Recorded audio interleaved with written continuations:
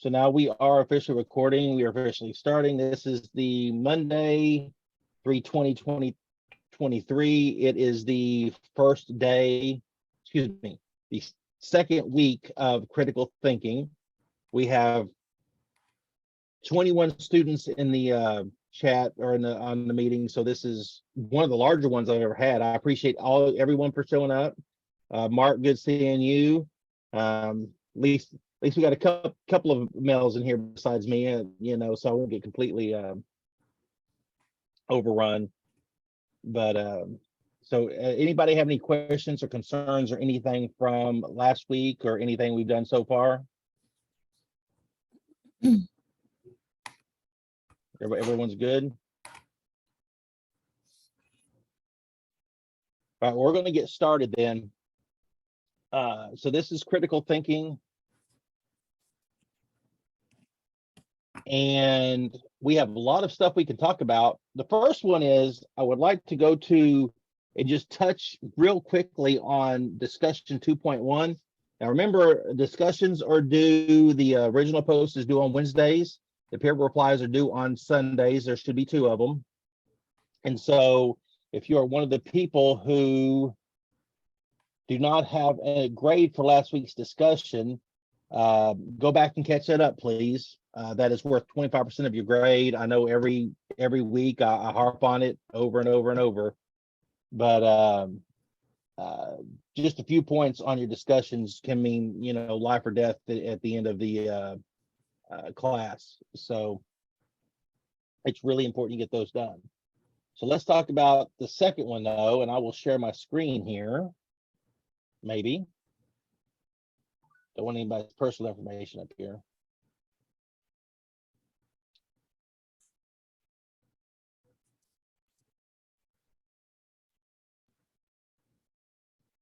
Okay, so, and this is an interesting one because being a Gen Xer, I've been around for a day or two, and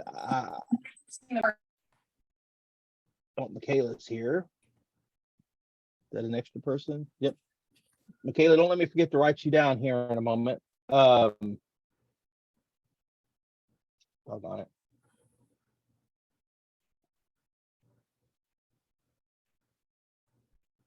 I'll get you right now. Parish.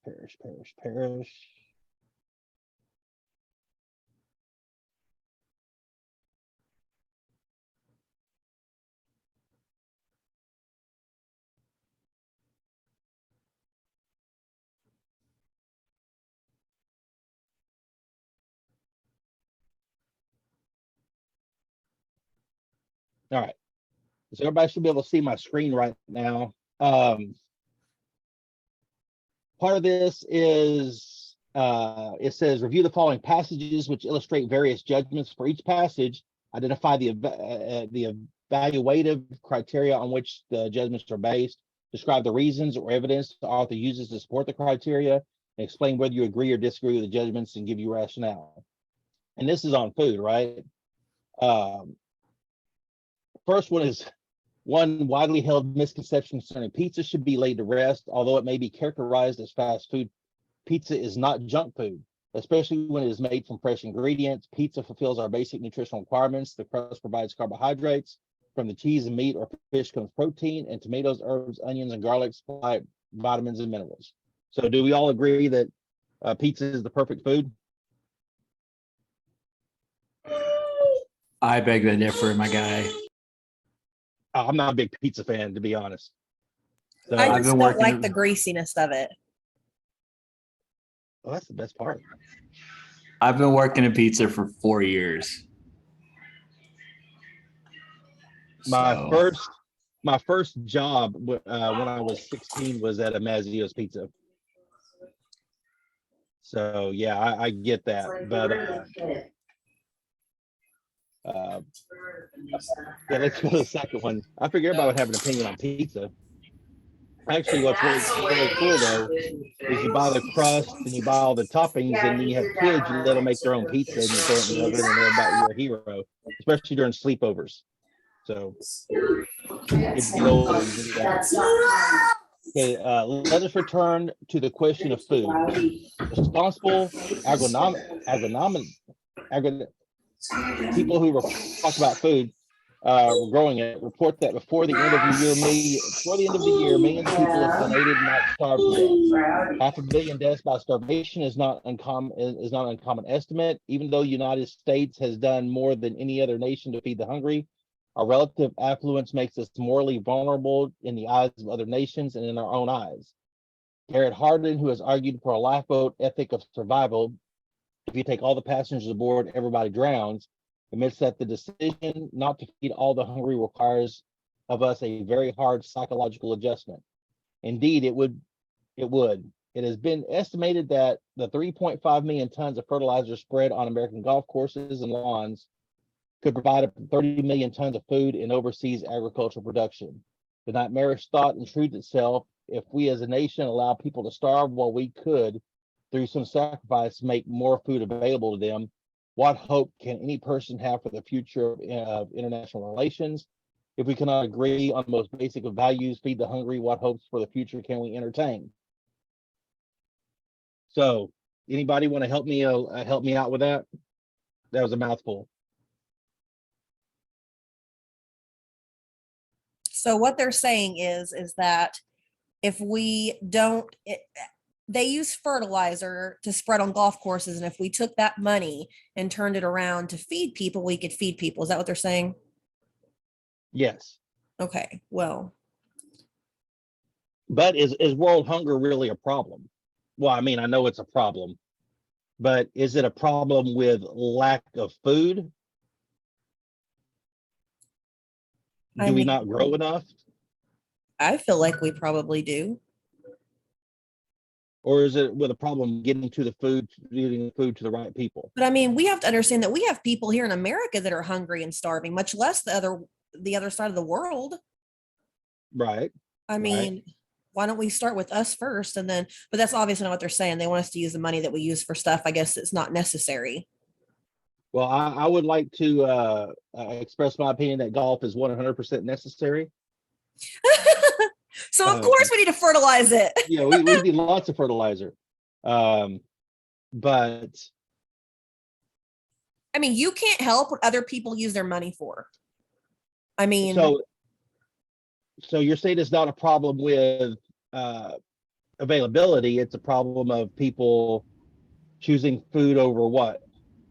Over daily things that they like to do. I mean, you could go on and on about it, and there are probably groups out there that like help feed America's hungry children. There's different companies out there that are feeding homeless people, churches and things like that. I don't know about all over the world, but here in our own neighborhood, here in our own cities and towns. But I mean, who can you tell to, hey, instead of spending your millions of dollars on fertilizer, go feed people? I don't know. You really can't tell people what to do with their money, I guess. I don't know. Maybe I'm looking at it differently. Well, is anybody a Dinesh D'Souza fan? A what? Dinesh D'Souza. He's a guy. I figure Mark might be.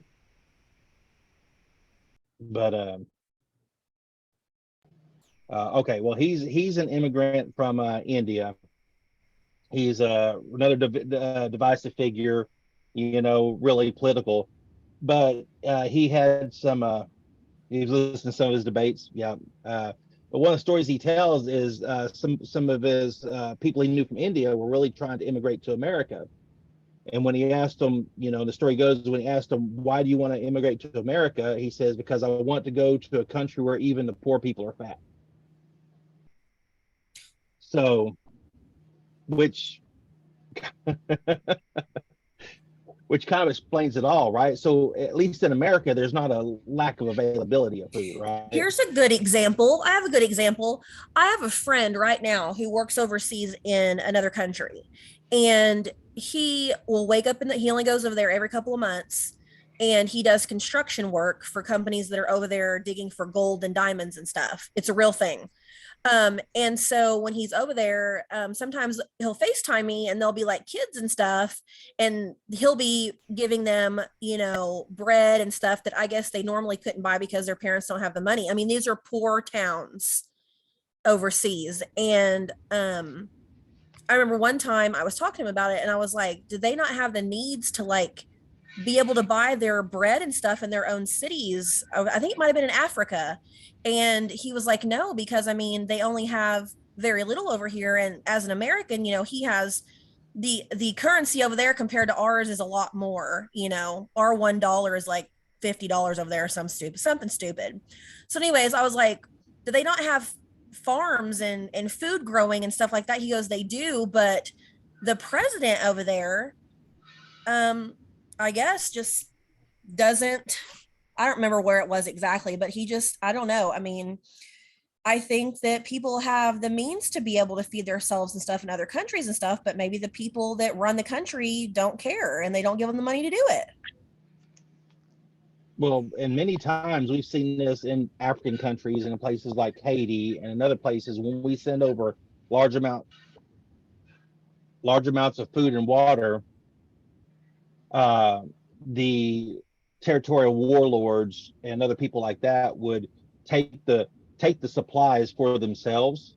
Okay. Instead of distributing them out to the people, and that happened. That happened in places like Afghanistan, Haiti, certain places in Africa. Yeah. So it may not be a problem with resources, right? Right. It may be a problem with getting those resources to the correct people so they can be, handed out. Yeah.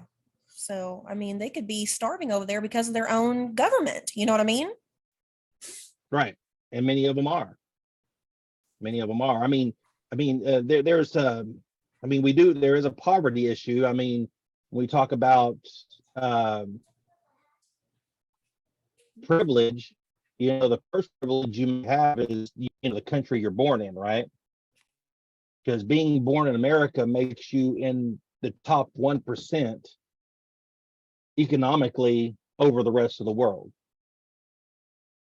Like we said before, we want to go to a country where even the poor people are fat, right? How many Gen Xers do we have here? Do we remember? You don't have to raise your hand. We won't bring up on that. You remember the commercials with the starving Ethiopian kids when you were younger? Yeah. Well, what was somebody help me? What was that? The blonde lady's name from All in the Family who did that? The older lady? Well, she wasn't older than Sally Struthers. Thank you, Kelly. Oh, Sally Struthers. Yes. And or the old Sam Kinison bit where he was talking. Mark knows where I'm going with this, where he said instead of sending food to the poor people in Ethiopia, he said they should send moving trucks. And so instead of trying to take food to them, move them where the food is at. And he did his thing where he said, see this right here? It's sand. You want to be in 100 years? It's going to be sand. Go where the food is. So, but Africa has some of the best climate to grow food in anyway, right? Yeah, it's very warm over there. I mean, it's probably makes middle America look bare by comparison. I mean, there is over farming, there are government issues. Has anybody watched Clarkson's Farm? Mm-mm. Okay, so it's on Amazon Prime, but I'm in the second season, and basically what these guys in England are going through is the government is making it more difficult to grow food. Mm. Okay, first off, they got the farmers on subsidies, then they take the subsidies away.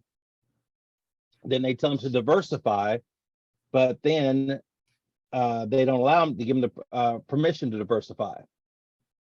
So can we, maybe that part of the problem is too much interference in people trying to, do their thing. Like maybe they don't want them to become independent. I didn't say that, but that On their- sounds like a smart thing, right? on themselves, you know, like that could go into a Well, whole other debate. right. Well, okay. In his particular farm, he was, and we're going to use pounds because I don't remember what the transfer rate is, but he was going to lose this year 82,000 pounds in subsidies from the government. So they told him to diversify. So he decides to open up like a cooperative restaurant, which has a higher margin than just selling your food out on the market.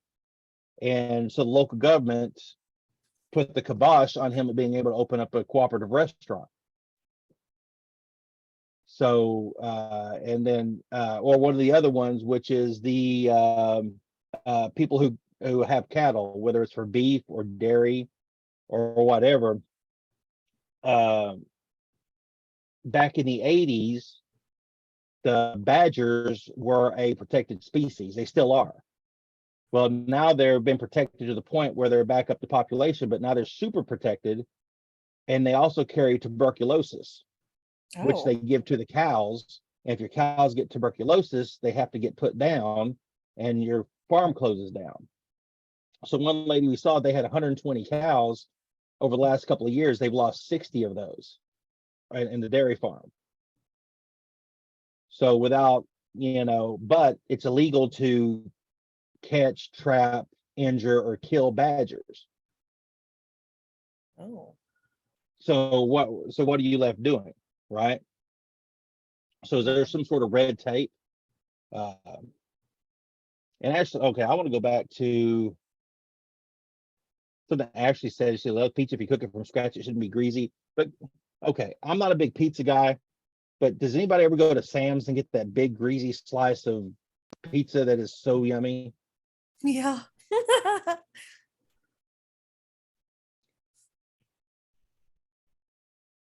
But so I just, because there was an article and I was trying to find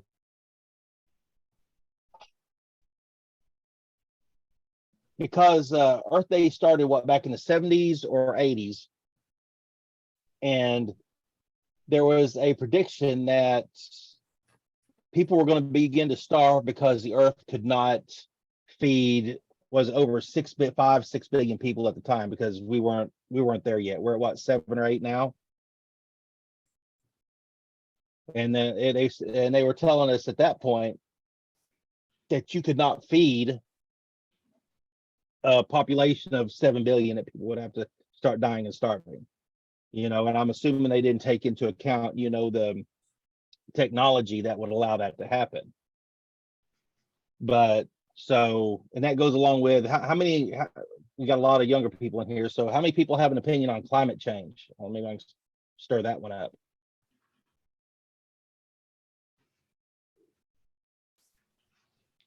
Are you talking like global warming? Yes.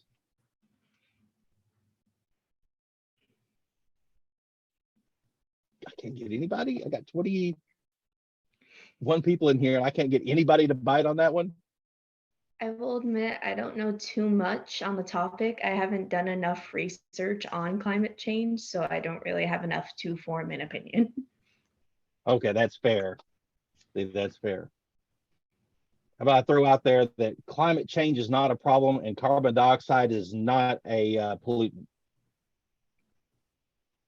I'm throwing red meat out there, guys. Okay, so I'll do it. So are you talking about like emissions from cars, plants, chemical plants causing holes in our ozone layer, our ice cap is melting, different things like that? All the above, yes. Yeah, I mean, it's a thing and they're not doing anything about it. I mean, I know that they're trying to start making cars that are more efficient, less fumes being, let out, especially with like the electric cars and stuff. I guess I could see they're trying to make a difference in a small way, but this is a whole earth, like this is a whole world. And they're not, obviously there's freaking chemical plants here in Tulsa or whatever you want to call them that daily let out burls of smoke and God knows what's in them. Emissions. the decisions that they make on the way they handle disasters or things that like for instance, if anybody watches TikTok, of course it's a big thing, the train derailments with the chemicals in them. They decide to burn them off. They should not have done that. That made it even worse. And you could go on, but yeah, I mean, I feel like they're maybe trying to make a difference, but it's going to take everyone to try to save Earth and slow down with the global warming. Like, it's just going to take a lot, I believe. So is it saving the Earth or is it saving us? Because the Earth's going to be fine, right? The Earth's still going to be a big ball of rock spinning around the sun, spinning through the spinning around the solar system, spinning through the galaxy, around the universe a billion years from now when we're all gone.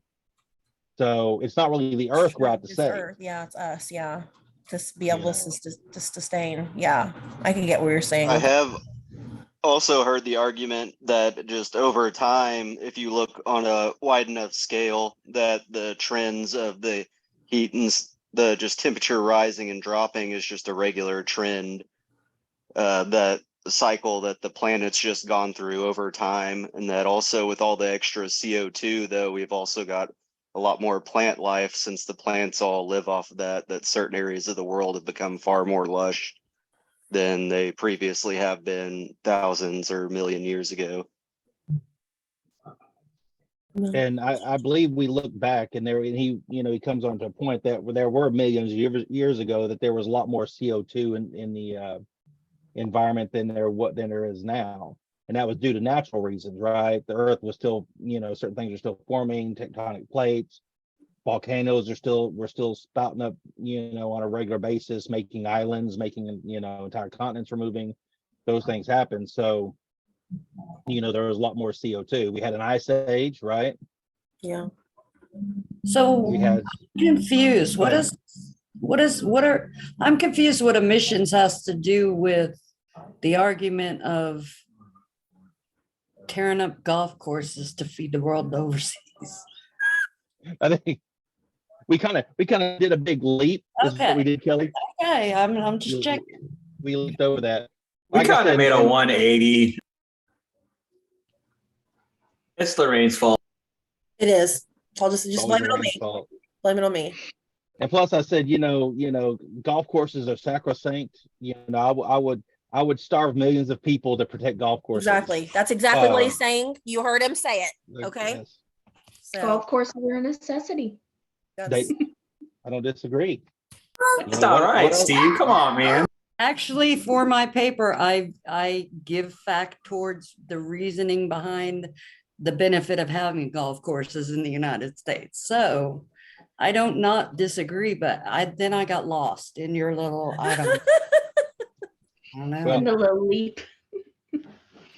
Okay, my question, and this is a pretty serious one, is without golf courses, what else are middle-aged white men supposed to do to avoid their families?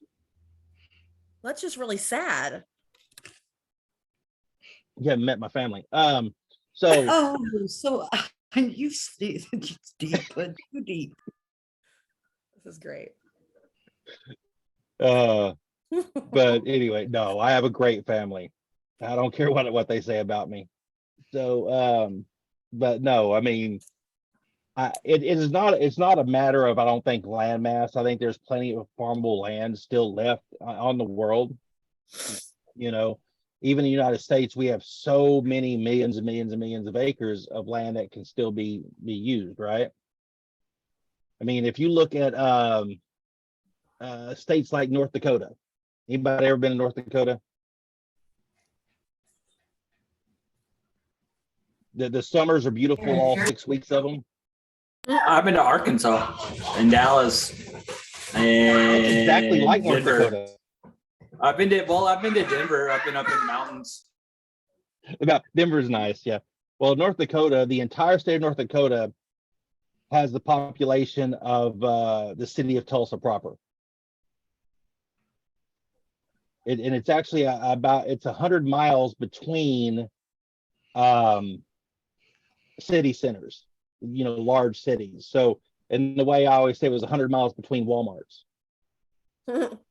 so where we were actually renting a place was almost halfway between Minot and Bismarck. And so we had to drive 60 miles one direction or 50 miles the other direction to get to the nearest Walmart. And the reason each city is about 100 miles apart is because when they had steam trains, the train could go about 100 miles before it had to refill. And so every place they would set up a station to fill up that steam train, or a city would pop up. So you have this really sparsely, you still have some of these really Wyoming, Montana, North Dakota, South Dakota, really sparsely populated that still have a lot of farm area that we could utilize, right? So Oklahoma, it's not like we're hurting for land here in Oklahoma either.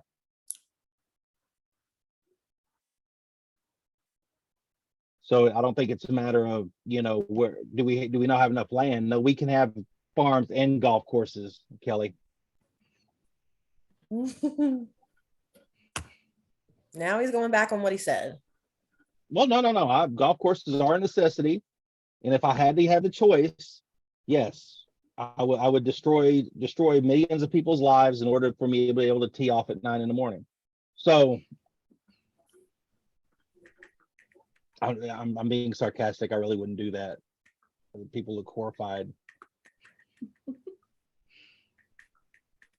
But so it's not so is it a problem with feeding people, or is it a problem just with, like I said, just getting the food distributed out? Technology has come away.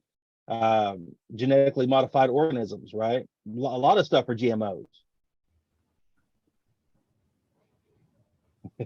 Ashley says her fiance is agreeing with you. He loves his golf. Hey, it is what it is, man. We just build walls. Don't let the riffraff in. I mean, so it says, even though the United States has done more than any other nation to feed the hungry, why isn't anyone else helping? Why is it only on us? See, that's another question, isn't it? Why is it only on us? Why are we expected? Why? Because we're the United States of America? Well, I mean, there's other countries that are just as free as we are, that are just as economically stable, or I wouldn't say that, but that produce food to feed their people. Why aren't they pitching in? Like, why is it only on us? Like, so is it a political game? Is it politics? Maybe is it control? Yeah. Like I said, I mean, it's about their own government and how they're controlling their people. They may not be giving their people the needs and the means to grow their own foods to sustain life. I mean, who knows? But, I think world hunger we pretty much stamped out, I mean, within a margin of error, we pretty much stamped out world hunger, right? We don't see Sally Struthers on TV anymore. Saying for the what was it, for the cost of a cup of coffee a day, you could feed this starving child. Yeah, for 80 cents a day or something. Oh, the whole feed the children campaign. She's passed away. She can't be on TV. Well, that's okay, Deidre. We'll see you later. Yeah, poor Deidre's sick. I feel so bad for her. Bless her. COVID sucks. Has anybody really had COVID? I mean, I know probably all of us had. Yeah. See, and that original strain back in the end of 2019 when I had it, that was the most horrible thing I'd never been so sick. I was just hoping for the sweet release of death at some point. It never came. I had the second one. Ooh, she just had it 5 times. Ooh, yeah, the second one. Oh, that is. I think I skipped over Delta. That's the one I had. Yeah. And then I had Omicron. Jesus. And there was one more. I don't know. But the original, I was sick for like a month. I was at Hillcrest at that time. I was right in the middle of it. I was on the COVID floor. I got it one time, and that was it. I lost the taste, the smell. I had body aches, all kinds of stuff, but I never got it again after that. I worked at St. John's for a small period of time, and I had to give a vaccination to a patient, and I was trying to give him the COVID vaccination, but he was refusing to wear a mask and take the proper procedures. And because he wouldn't do that, me and a coworker of mine actually got COVID from said patient because he Oh, was no. refusing to take said precautions.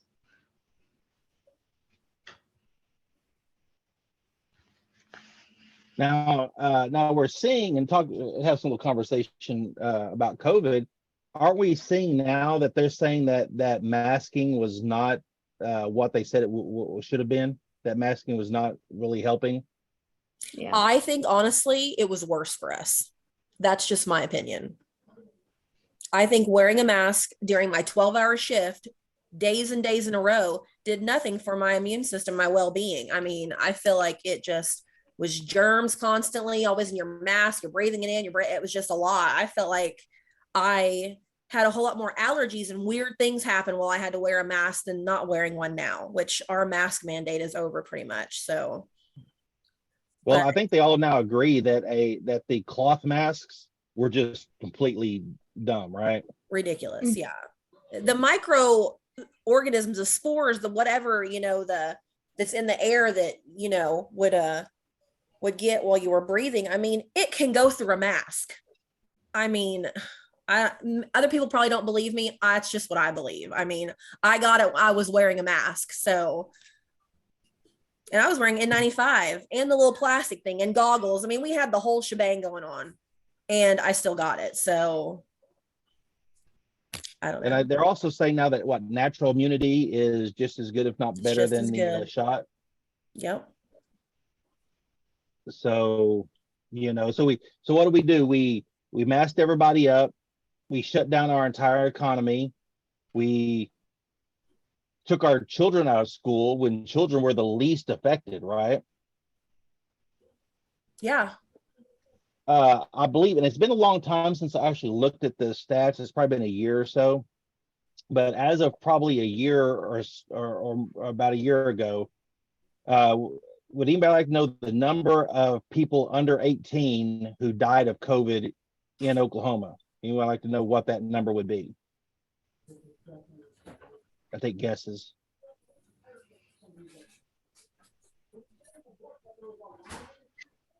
Go ahead. Zero children died of COVID in Oklahoma. Now, that doesn't mean you don't protect children like my youngest grandson who has pre-existing conditions, right? Who has bad asthma and things of that nature. But your normal, healthy child could have went to school those entire 2 years. I think honestly, from the time that they shut us down, it was shutting our immune systems down. It was keeping us inside of our homes. It was, I mean, from a baby, you learn that you pick up small little things of each kind of sickness and everything that builds your immune system. I'm not saying we all shouldn't wear masks when COVID came out, but I think making us, stay inside, and I don't know. And maybe it did help a little bit, but I think exposure, I think it's just science that you build an immunity to things, herd immunity, whatever they want to call it. That's just. Well, does any of the older people remember that when one kid would get chicken pox, then they would have a sleepover, and so we would all get it? I used to hear that. They would intentionally contaminate us. When one kid had chicken pox, they put us all in a sleepover, be like, hey, everybody, let's go hang out, so we could all get it at once and get it over with. And people thought it was, and I did too. I would see people saying they were going to have a party and everybody was going to get it. And then they were all going to get over it and be fine. I'm like, you guys are crazy. You're deliberately giving it to each other. And I mean, it was crazy. I've never heard. Did you actually do that? Was it actually a thing that they did? That was actually a thing. It really was. Wow. That was a thing? That's where herd immunity comes in. But I bet chickenpox didn't kill very many people either. So up until they came out the vaccinations for chickenpox, it was. Did it really? It really hurt a lot of people? Huh. It's pretty serious, but Kylie said that's how she got chickenpox, and then I saw Susie. My two teenage daughters didn't get COVID until after they went back to school after being on lockdown. Okay. So I mean, that's, but would they ever been able to, so what is your opinion, Susie? Should they have went ahead and went back to school and got it? Or should we have never shut down? I mean, where do you fall on that whole line of thinking? Honestly, I don't think the school should have shut down, to be honest.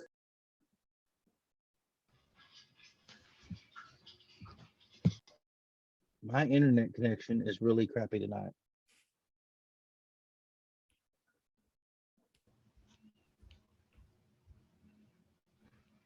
She's typing, so we'll talk about when she finishes it. But yeah, I mean, like I said, they did that back in the plague days as well, right? They would intentionally infect, someone with smallpox. When there's a smallpox breakout, they would want to control the spread, since they didn't have a vaccine at the time. They would want to control the spread, and you would just get it, and your family would look after you, so they could control when you got it instead of just worrying about, shutting down. And that was back in, the 1700s, 1800s. They were doing that before the vaccine. So they would, you would have somebody who was infected, they would cart their body around and take goop out of their sore and intentionally plant it in entire families. What? Oh yeah. Oh my God, that is awful. That's terrible.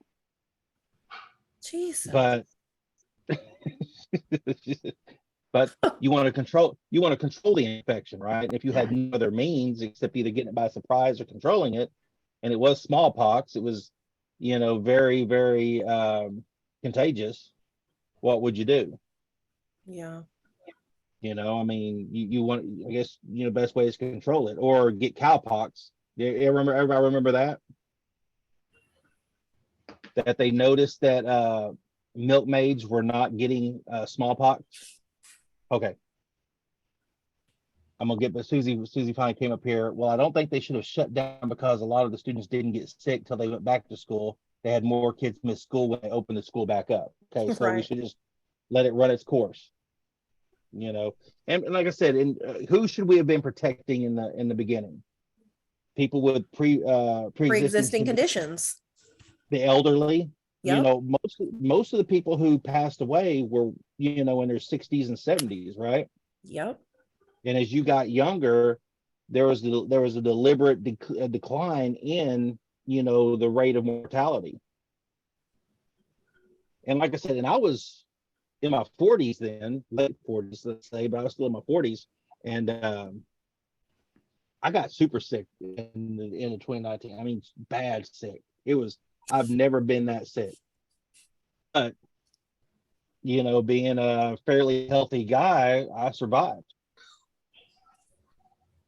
It just sucked.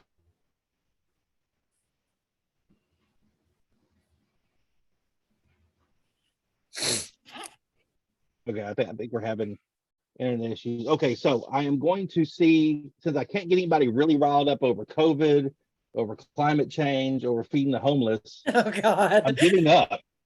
I'm giving up tonight. I'm waiting for somebody to yell at me and tell me how dumb I am. I guess I just got to go downstairs and talk to my wife now to get that.